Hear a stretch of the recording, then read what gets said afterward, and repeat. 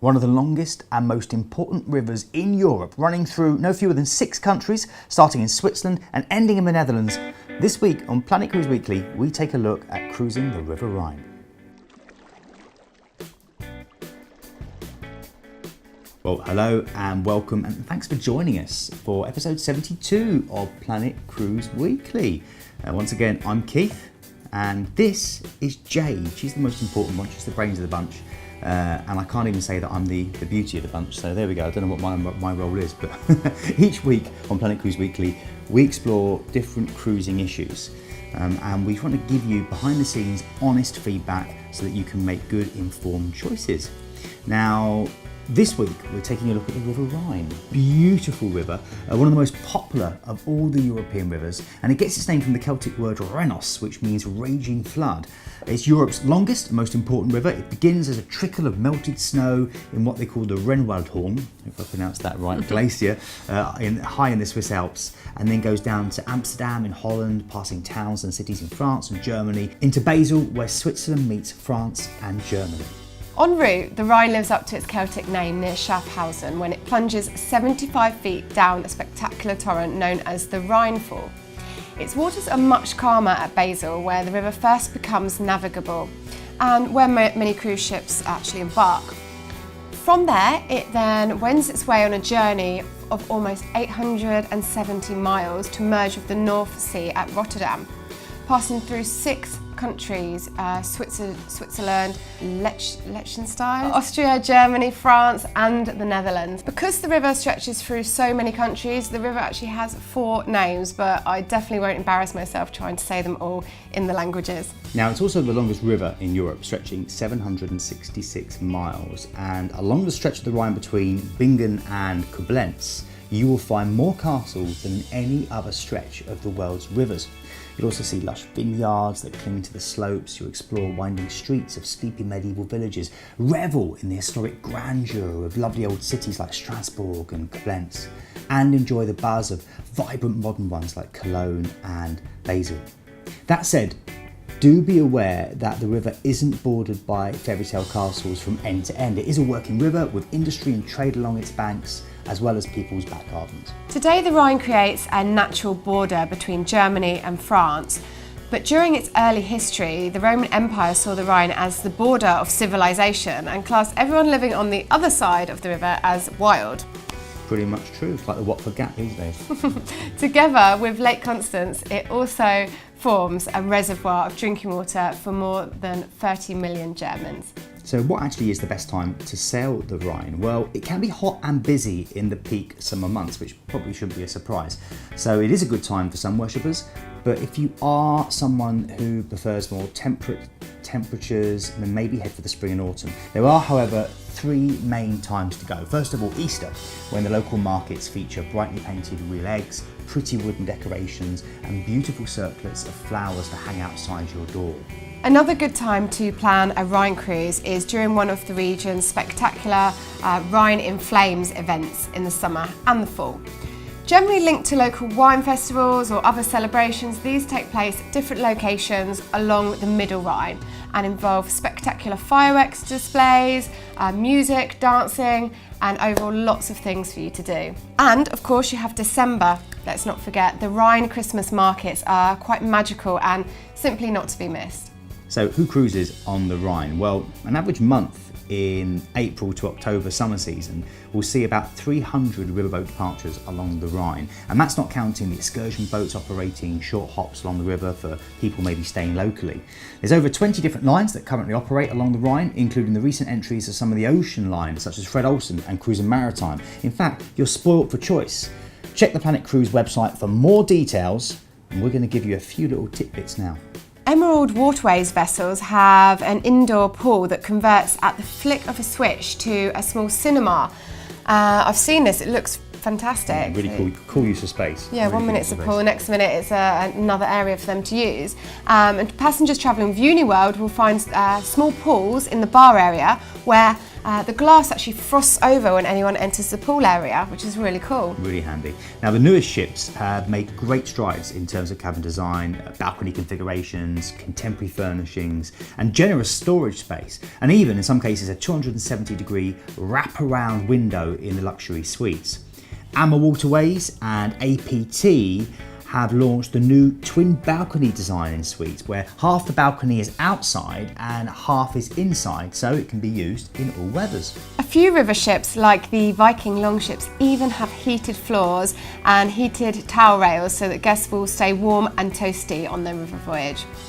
And if size matters and you're looking for a bigger bathroom, then try the suites on Avalon Waterways, where the cabins are placed in a sideways arrangement that allows for a larger than average bathroom. So we're giving you just a few little tidbits there, but if you want to know more about European river cruising, then click the link there for episode 38 of Planet Cruise Weekly, where we talk about the birth of river cruising, the history of it, and a lot of the ships with technology, and also some of the major rivers, including the Rhine, that you can sail on.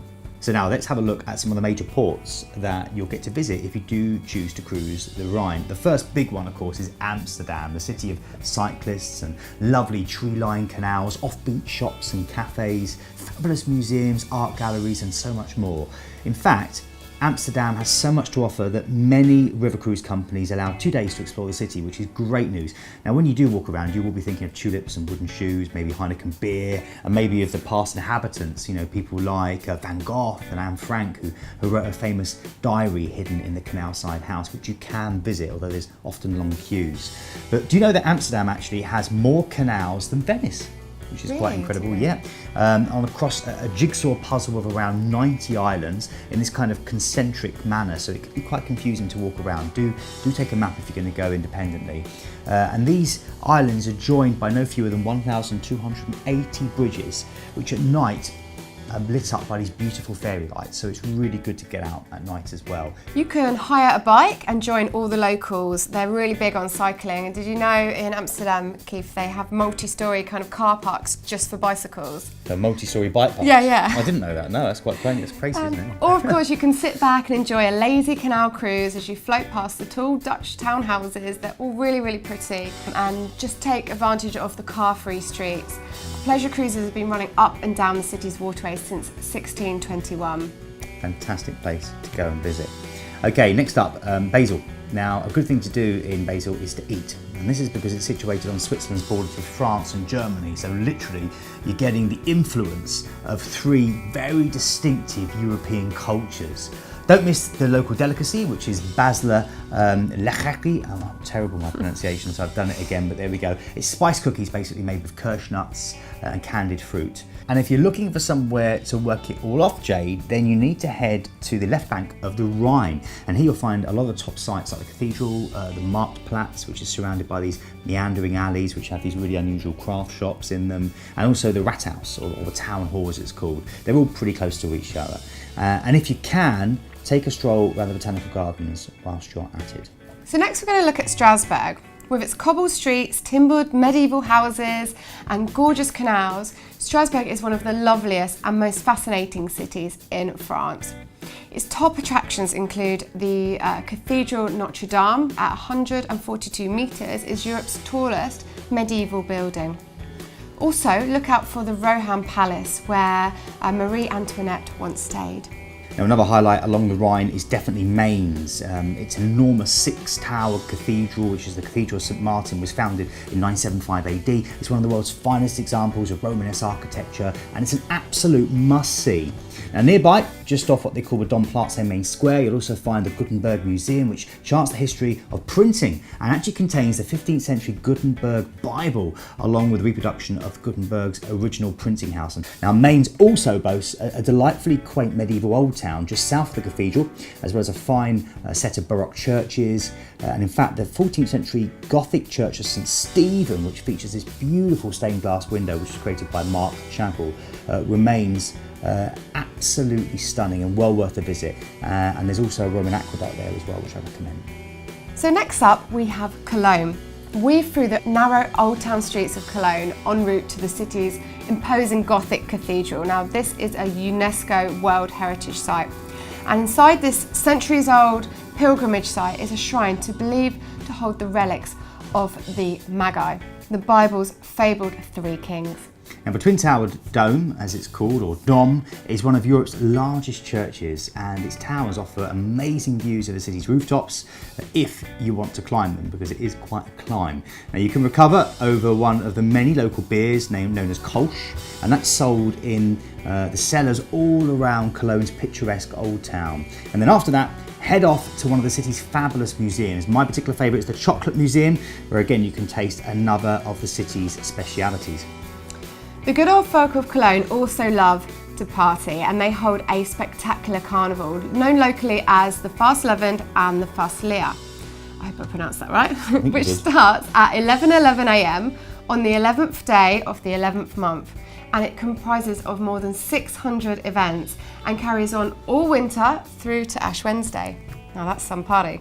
So finally, let's take a look at Rudesheim. It's a charming little Rhineland wine town. It's the gateway to the lovely Rhine Gorge area, which is probably the most attractive area on the whole of the Rhine Canal. And it's a great place to be around at Christmas, where you have these toffee apple cheek youngsters riding donkeys around the cobbled streets, and these great stall-lined squares twinkling with fairy lights and heady with the fragrance of pine leaves, cinnamon, and of course, Glühwein, or as we know it, mulled wine. It's really a magical place to be. Don't forget also to try a Rudesheimer coffee, which is a delicious concoction of whipped cream, sugar, and local brandy. Really good if you're on a diet. And it comes served in an enormous ceramic mug decorated with scenes from the Rhine. I'll bring you one back next time I go. Please do. And finally, as we always love to do with our destination pieces, we want to give you a few tips for sailing through, in this case, the Rhine. So Jade, first of all. If you're in love with the idea of the fairy tale castle-lined romantic Rhine and don't want to see its more industrialised aspects, your best bet is to choose a cruise that includes a sailing between Cologne and Rudesheim, so through the Rhine Gorge. Yeah, now make sure you do pack a pair of comfortable shoes for walking ashore. I suppose that's a general tip for most cruises, but particularly here, because a lot of the towns and places you'll stop have cobbled streets, and therefore it's really important that you've got comfortable footwear. And with that as well, if your mobility is limited, be aware that many of the river stops will involve climbing at least a few steps. If taking a 3 or 4 night Christmas markets cruise in November or December, bear in mind that the markets are less busy during the day and midweek than they are during the evenings and on weekends. So that's a little tip from us. But also take binoculars for a close-up view of life on the riverbanks, or a bit of bird watching or wherever it might be. Some boats will actually supply your binoculars in each cabin, so check before you go and take along your own if necessary. So there we go, that's our kind of potted version of cruising the Rhine. We've tried to touch on all the major issues. Let us know what you think, let us know if you think we missed anything. If there's any other important tips that you'd like to add in, please do get in touch, because we love your feedback. If people do want to comment, apart from commenting on the video below, Jade, how do they get in touch? You can email us at hello@planetcruise.co.uk, or you can leave a comment on our Facebook or give us a tweet. Definitely, we like tweets. Now, we should say thank you to these people who have been in touch. This is the cream, if you like, of last week's social media here at Planet Cruise Weekly. So first of all, a big thank you to Top Chef Guy 06, who wrote on our MSC side video. And that was one of our Planet Cruise Weeklies that we did a few weeks back about one of MSC's new ships, the Seaside, which is absolutely incredible.